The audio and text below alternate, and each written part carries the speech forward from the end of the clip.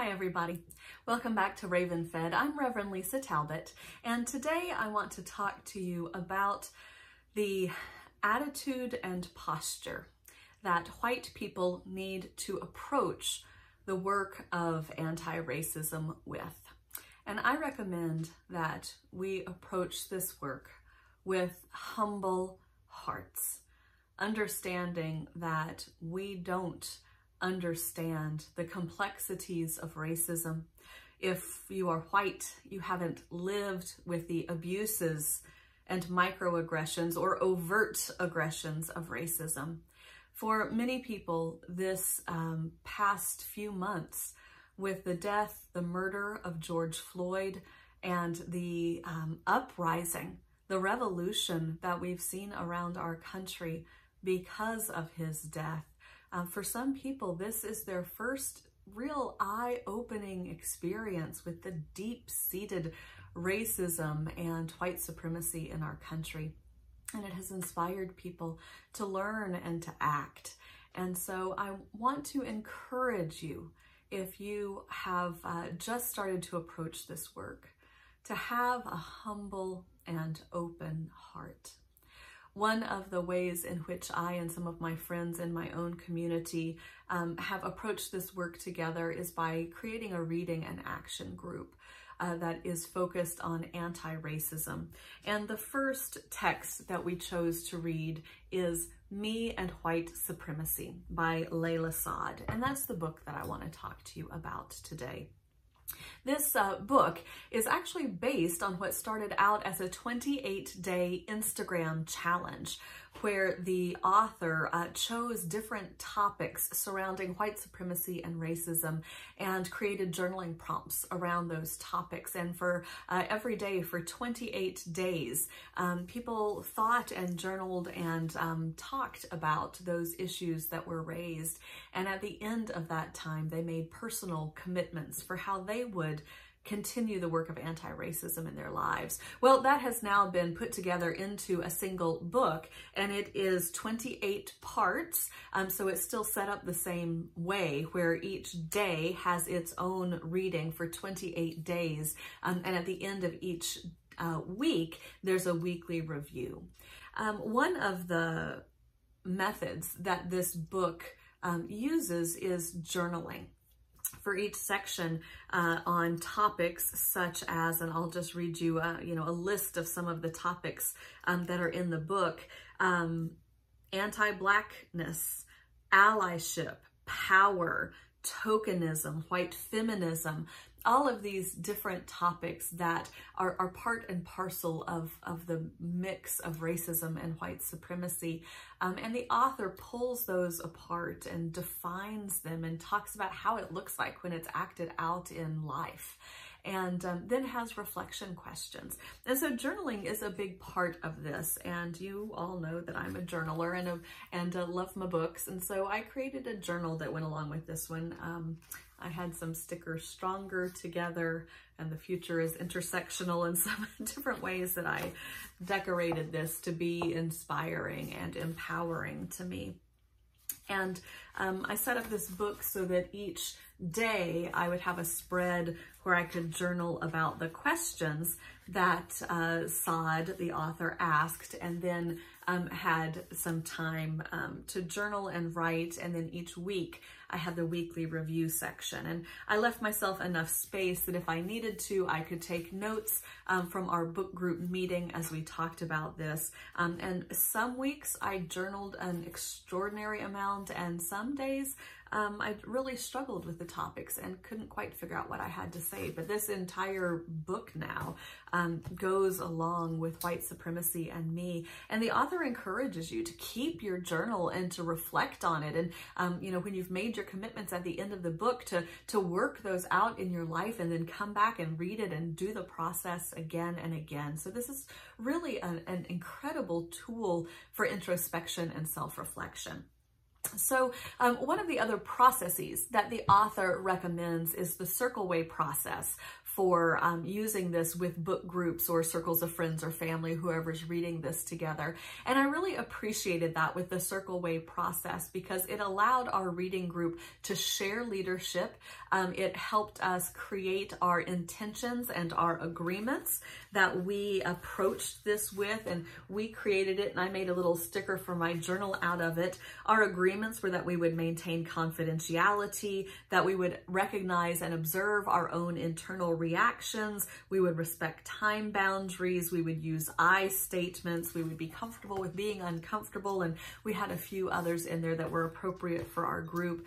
And it was a great way, that circle way process, which is included in the back of the book as a resource, was really helpful for us who came together as neighbors and strangers and friends from around the community wanting to do this work, but not necessarily having an already established relationship where we felt comfortable being honest and vulnerable with each other. So knowing that we were going to share leadership, knowing that we had agreements that we all created together and committed ourselves to, made it a space where we could feel really comfortable opening up and speaking to one another about topics and issues in our lives that are very difficult to speak about. So the personal impacts of this book. There were several topics that I struggled with. And I struggled with them not because I disagreed with them, but they were the places where I feel like I struggle with racism the most. The first one was white exceptionalism. As I was reading, particularly through the first few days of the book and doing the journaling prompts, to me it felt very theoretical. Like, yes, I knew these things were happening in the world. Yes, I know that there's racism. Yes, I know that there's white supremacy, and I'm just flipping through to the first couple topics so I can share them with you. You know, I felt like intellectually I knew a lot of these things coming in to this situation. I mean, I have lived in the South, I have lived in Alaska, I have taught in one of the most diverse high schools in the entire country. I've taught at the most diverse middle school in the country. Like, I get it, racism is a thing. But it moved from theory into real life. And that was the part that was difficult. The first day talks about you and white privilege, me and white privilege. The second day, we explore white fragility. And I certainly have seen white fragility, and particularly white male fragility, worked out, exhibited in all the professions that I've been a part of, particularly teaching and pastoring. And so, you know, I felt a lot of these things like applied to other people, tone policing, and there was just all sorts of topics that first week that, while I knew that things like white silence and white apathy were problems, they were other people's problems, not mine, because I'm one of the good white people, right? And then we got to the day that talked about white exceptionalism, how we all want to think that we are the good white person, that these things only apply to other people and not to me personally. And so it really made me stop and pause and reflect on how I'm not exceptional. I'm not an exception to the rule of white supremacy. I am not an exception to white privilege. I am not an exceptional person in that I am, you know, well ahead on the journey of anti-racism. That chapter really gave me pause and made me reflect on the ways that I do feel like I have done some of this work and done it well, but the huge amount of work that I still have to do. And it was difficult. That was really hard. Another section that was really difficult for me was the section on anti-Blackness against Black children. I was a teacher for 10 years before I entered the ministry. And as I reflect at my time teaching in those extraordinarily diverse schools, I did a good job. I was a good teacher. I feel like I made huge strides along with my colleagues when we saw the effects of racism on our students. But the truth is, I was ignorant. I had no idea the depth and breadth of the issues of racism that our students were facing. And ignorance is not an excuse. I wish I had this vocabulary 20 years ago now when I first started teaching. I wish I'd had this vocabulary. I wish I'd had this knowledge. I wish that I had made it a priority to learn more about what my students were facing. And I did the best I could with what I knew. But this chapter in particular made me very nostalgic for my days of teaching and made me think of all the things that I would have done differently if I had known then what I know now. But I also want to be careful that that doesn't turn into white centering and doesn't turn into like, here's your ally cookie, Lisa. You know, I want to be sure that it's not about me and those feelings that I had and those longings in my heart that I wish I could do better. All of that is true. But what's really important was those students who were facing the racism of the educational system and how the system needs to change. And so I want to be sure that my desire to have done things better don't turn into a pity party for the white lady. And so that, I think, is a danger. That's the balance beam in this work, is recognizing and knowing where we have, as white folks, have failed, but not making it about our failures and our desires to do better, making it about the people who are affected right now by our own racism and the racism that is inherent in our systems. The third section that really affected me deeply was about cultural appropriation. And I struggled with this not because I didn't understand it or not that I didn't agree that cultural appropriation is bad, but I really struggled with where the line is between cultural appropriation and cultural appreciation. One of the topics that I think comes up a lot with cultural appropriation is clothing and hairstyles. And to me, those seem to be pretty easy to spot. And yet, as a person living in Alaska, it is really common to see white people wearing cusbucks and parkas, which are traditional Alaska Native Indigenous styles of clothing. I own a couple of cusbucks, one given to me by a friend and one that I purchased at an Alaska Native Arts and Crafts show, and I love them and I love wearing them. But now I'm thinking, is that cultural appropriation or am I showing appreciation? And I think that that's something that I need to figure out. I think that there is rarely a single across the board answer to that question. I think that it is something that might be situational in nature. There are some things that are just flat out wrong all the time, but there are other times where there are lines, and we have to be very intentional about our understanding of the difference between appropriation and appreciation. I think that this is a very deep well, and I have only seen glimmers on the surface of this. So I think that I have a significant amount of work to do still when it comes to exploring cultural appropriation, what it is and what it isn't, and where lines are between appropriation and appreciation. The last topic that I struggled with a lot was white centering, because it is really easy to make this all about me and my life and my struggle and my family stories and my work that I've done.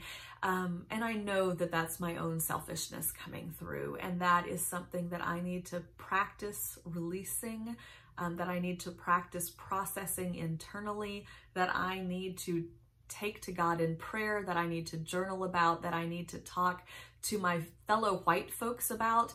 But it's certainly not something that I should be bringing to the table when I speak to my friends of color, when I'm in situations with my colleagues or with my congregation or with my groups of friends who are diverse, that I really need to make sure that it is not about me and my work, that it is the focus is properly on the people that are most abused and violated by racism. So, was this a good book? This feels like a book report now. This was not a beach read for sure. This is not a book that you pick up and read in one setting and you're done. This is a work book. It is a beautiful book. It is a painful book. It is a good book to help you do the hard work of introspection. So who would I recommend this book to? If you are a white person who understands that racism and white supremacy are a problem in our country and our world, this is a book for you. If you're a white person who understands that you have work to do, this is a book for you. If you're a white person who understands that racism is a problem, but you don't know how you fit into it, this is a book for you. So I do recommend this book. But the only caveat that I would put on that is you need to be prepared to do the emotional work of this book. This was an emotionally and spiritually difficult book for me to read and work through. And I am very thankful that I had a group of people to do it with. A group, like I said, of neighbors and strangers and friends who ended up being a collaboration of beautiful, broken, open people who were committed to doing this work together. And so that support system, I think, is very important. So if you feel like you are spiritually and emotionally prepared to do this work on your own with a journal, I think you could do that. I think it is much more valuable to be able to do it with at least a few other people where you can talk it through and tell your stories. And if you are a white person doing this book, you should be doing the work with other white folks. This is not a time to have this book break you open and then take that messy egg yolk yuck to a friend of color and say, fix me or explain this to me. I feel that this falls well within the category of white work that needs to be worked out and figured out and talked about. And as you're learning new vocabulary, you're going to misspeak and you're going to say the wrong things and you're going to use the wrong terminology. And it would be far better to do that with other white folks than it would be to inflict that on your friends of color. And so as you're doing this work, it would be really good to have a support group around you that can help you with it. And lastly, I'd say that this is a really powerful read if you can be comfortable being uncomfortable. There is a lot in this book that discomforted me, that made me reflect on and question my actions and my words and my professional life as a teacher and my current professional life as a pastor, particularly a pastor living in a predominantly white town, which can make it difficult for people to see that racism is a problem here too. And so there's a lot of discomfort. There are no easy answers. And so if you are prepared to be uncomfortable, I feel like this is one of those threshold books that when you read it, you will not be the same again if you do this work. If you commit yourselves to it and do the daily readings and journal and reflect and talk to others and do the work, I don't think that you can do this without being changed in your heart and your soul. And it's not comfortable. Growing pains are never comfortable. The last thing that I want to say about this are the commitments that we are called to by Layla Saad at the end of this book. The book ends with a call for you to make personal commitments based on everything that you had read. And so as part of my accountability, I am sharing my commitments with you, because once you speak them, once you share them with others, you're more likely to carry them out. It's true with goal setting, and I think it will be true with me making these commitments as well. The first commitment that I make is I commit to researching and learning more about my own family's heritage. I have always just considered myself an American. I don't have strong family stories about ties back to the old country. I know nothing about our immigration history in our family, and I've never really thought about it much before. But this book helped me realize that middle-aged white American woman is not a culture, that there is in my flesh and blood the heritage of my ancestors. And so I commit to finding out about those ancestors, to learning about my own heritage and understanding something more about my own culture. The second commitment that I make is to use my platforms to continue my own anti-racism work and to encourage others in their anti-racism work. And I have multiple platforms at my disposal, and one of them is this channel, Raven Fed. And so you will hear more book reviews. You will hear more about this work that I'm doing in my own life and in my own career and community towards anti-racism. But I also have a platform as a pastor, and I have committed that whenever I need examples of sin and brokenness and hurt and pain, to use examples of racism, because we need to continually speak it and keep it in the forefront of people's minds. Even this 2-month period since the murder of George Floyd, we saw such an incredible uprising, but things taper off. They're not reported on as often. Things start to go quiet again. But we cannot forget that this work is not over. There is still a long road ahead, a lifelong road committed to anti-racism. And so as a person who has platforms, I commit to using those platforms to continue my own work of anti-racism and encouraging others in their work. And lastly, I am committed to decentering myself as a white woman, particularly in my professional circles. I can hog a mic like nobody's business, she says, looking at the 24-minute video already. I can be a talker. I can take up my fair share and then some of airtime in meetings, in conferences, in workshops, in conversations. And so I'm committed to holding my tongue. And that is part of the discomfort. That is part of the decentering a white voice. And I'm also committed to encouraging my colleagues to do the same thing. I'm not the only talker in my circles. And so I'm going to continue to encourage my white colleagues to step back, to make more space for people of color, to have voice in leadership, to have voice in decision-making, to have voice in our relationships with one another. And so those are my commitments, and I will be working on those for the foreseeable future. And I will check in maybe in a couple of months and tell more about how that work is going in my life.